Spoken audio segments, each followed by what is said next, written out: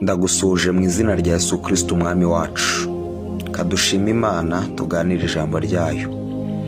Mana, mu izina rya Yesu Kristo, ibyanditswe byera byose byahumetswe nawe bigira umumaro kwigisha umuntu no kumutunganya no kumwemeza iby'ibyaha bye no kumuhanira gukiranuka, kugira ngo umuntu w'Imana abashyitse afite ibikwiriye byose ngo akore imirimo myiza yose muri Kristo Yesu, kuko ari byo waturemeye. Ndasenze kubw'ijambo ryawe tugiye kumva, ntaba ari njye, ntaba ari uzaryumva, ahubwo twese ari uvuga n'ubwirwa duhindure mu buryo bwuzuye, haba mu gice cy'ubugingo n'icy'umwuka ndetse n'icy'umubiri, mu izina rya Yesu Kristo umwami wacu, amen. Turasoma ijambo ry'Imana dusanga mu butumwa bwiza bwa Yesu Kristo uko bwanditswe na Luka, igice ni icya mbere, turasoma umurongo wa 5 n'uwa 6.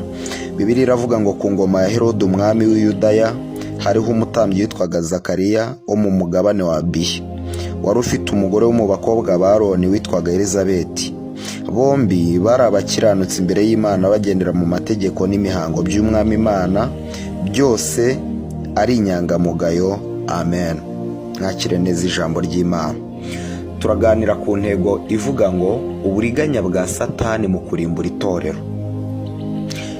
Dusomye iri jambo ry'Imana, twumvisemo umugabo witwa Herode wari umwami w'i Yudaya.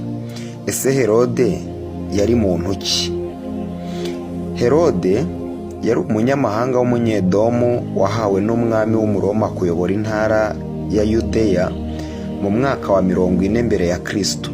Aza gukomera muri 37 mbere ya Kristo, kuko babaraga imyaka, bihaga imyaka nka 400 bakazayibara mpaka yose ishize, bagenda bamanuka bakongera bakihereza indi nka 400. Herode rero yitwaga Herode mukuru, yarayoboye ageza mu mwaka wa 4 mbere y'ivuka rya Yesu Kristo. Ni ibiki byaranze ubuzima bwa Herode?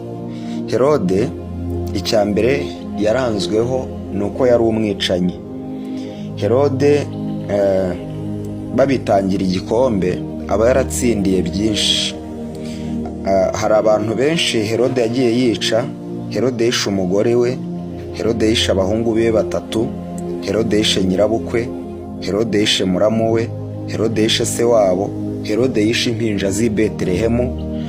Murabyibuka mu ijambo ry'Imana ubwo yatangaga itegeko akavuga ngo abana bageze mu myaka 2 b'impinja n'abatari bayigera bose bicwe, ashakamo umwami wacu Yesu Kristo, cyangwa se ashaka kuriganya umugambi w'Imana. Hanyuma Bible komanteri yo iravuga ngo yishe n'abandi benshi batigeze barondora.